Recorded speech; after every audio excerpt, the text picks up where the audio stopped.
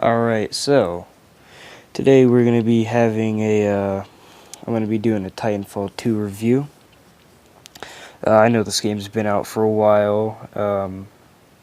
This is a really late review, but I'm just gotta do something, so might as well do one of my favorite games. So this is kind of biased, of course, because it is one of my favorite games, but not without reason. So first off, I guess we'll start with the campaign. So I personally thought the story was put together well. You didn't really, at the beginning of the campaign, have too much, build up to get to meet the characters, get to know them, which I didn't really expect from it, given the first game didn't have a single-player campaign.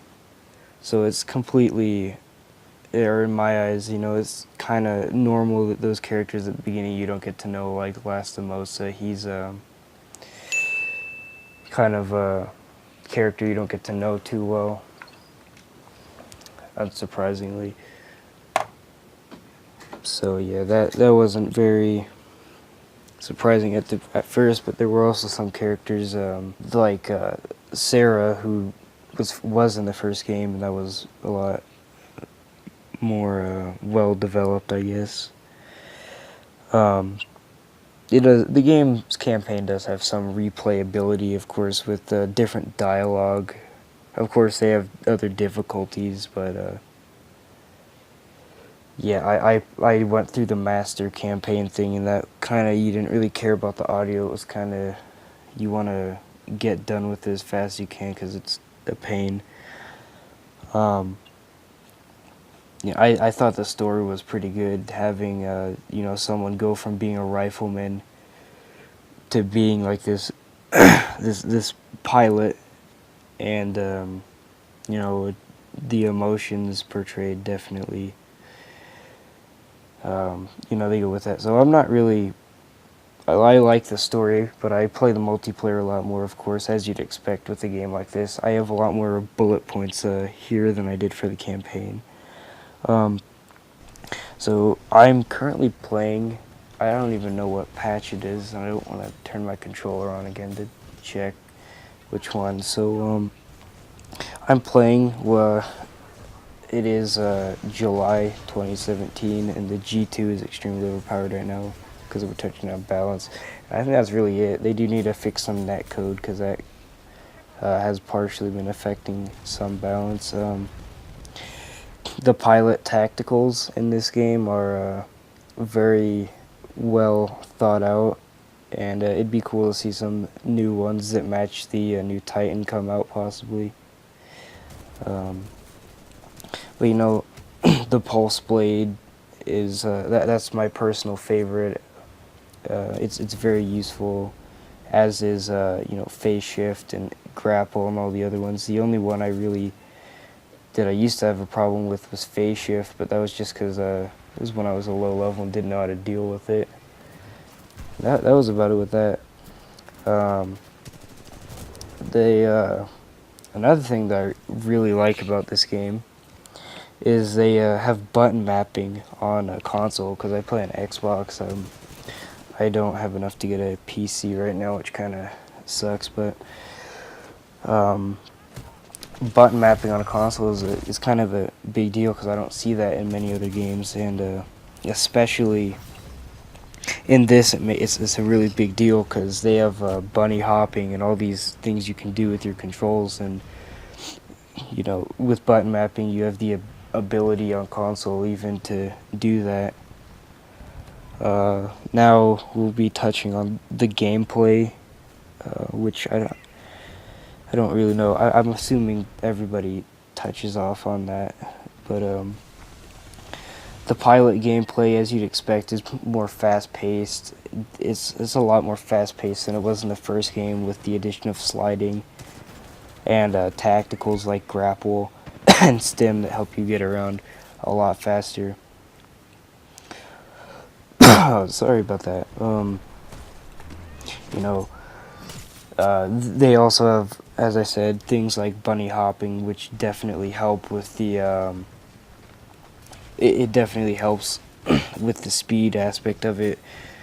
And the speed helps when you're trying to fight Titans or get away from them, even because if you're trying to, get his battery, you can be fast enough to get on and get it. But if something goes wrong, like they deploy their electric smoke, you can just hop off if you're lucky, or if you're skilled, you can just kind of get away with a quick bunny hop or a wall run or whatnot.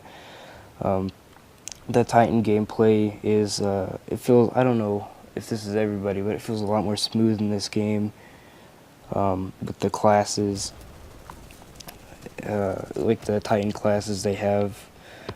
Monarch is actually, I thought it would be kind of an overpowered addition, but it's actually pretty well balanced. I quite enjoy playing Monarch as well, but everybody has a Titan, I guess. They all the Titans can counter each other. Like you have Scorch who can counter Ronin, and I think Tone actually counters Monarch, and then you just have all these combinations with that, and it's more of a slow kind of. I guess it's more slow gameplay with the Titans compared to the pilots, as you'd expect, of course. Now we're going to touch on DLC, because this game has DLC, which I think everybody knows. This game does have free DLC, which I think is a pretty good business practice. When this game came out, it was a finished game for the most part, and they just kind of add stuff to keep us engaged, like new maps, new guns, and a new Titan, and hopefully eventually like a new pilot tactical or whatever, but you never know. So what primarily runs this game, I guess, would be microtransactions, and they actually have some pretty cool ones. They have cool camos, they have the Prime Titans and stuff like that, which works, I guess. The community isn't really divided by it, and people are willing to buy them because they're cool, I guess.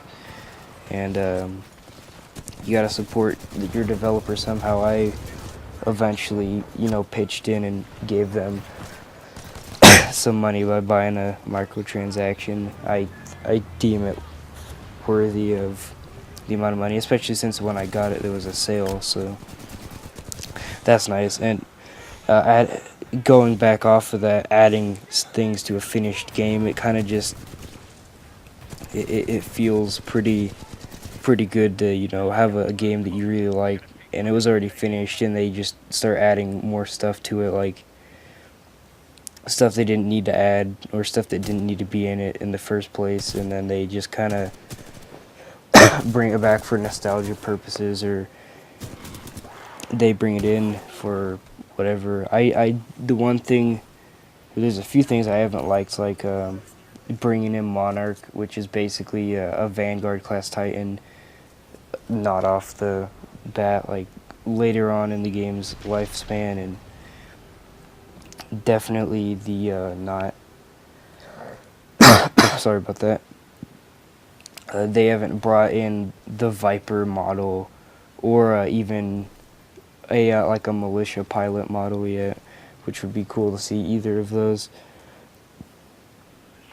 But yeah, I think that this game kind of it's not doing as well as it should be doing in sales, and I know everybody always brings up the release date, but it's been a while since it came out, and I think now it's just people don't realize how great this game is. Hopefully, I highly doubt it. I think I have like 25 subscribers. This probably won't get out to many people, but overall, I thought the campaign was good. It had a good story. It didn't develop the characters in the beginning, but I don't think any game really does that too well. The multiplayer is decently balanced, minus the G2 currently, because they just haven't, changed it with all the patches to be with everything.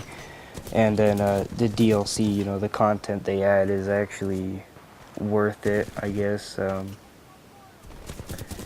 don't even know worth it. what I mean by worth it, because it's free for everybody, and you know, that's always good. Doesn't divide the community, keeps the community together.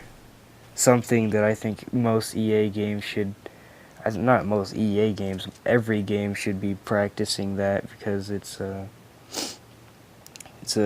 good business practice in general usually. But yeah, I would like to give thanks to my friend Hunter, or Hootis, Your Mom Gay, or Hunter's Top Tutorials. He has like multiple channels for some reason, but I'd like to thank him for editing this together. You know, putting my clips and everything together and stuff like that. So yeah, hope to see you guys in the next video I release, which will probably be in like 3 months knowing me. Peace.